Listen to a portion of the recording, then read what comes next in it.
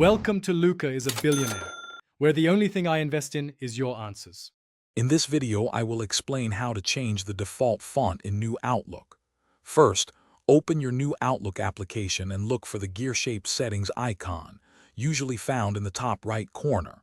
Click on it to open the settings panel. Next, on the left-hand side menu, select Mail and then choose Compose and Reply. This will bring you to the section where you can adjust your message formatting preferences. Once you are in the Compose and Reply settings, you'll see options to customize your font.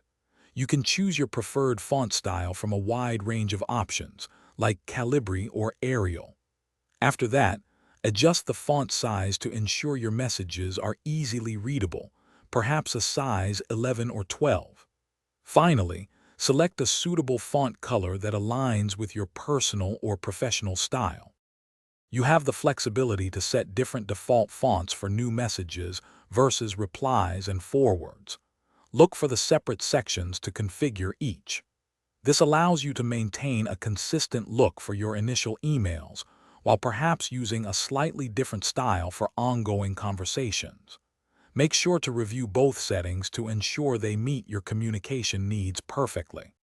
After making all your desired adjustments, remember to click the Save button to apply your new font settings. Your chosen font will now be the default for all new messages, replies, and forwards, making your email experience more personalized.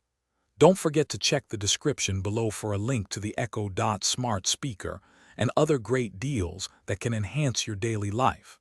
Enjoy your newly customized Outlook. Thanks for watching and please subscribe. It's the best investment you'll ever make.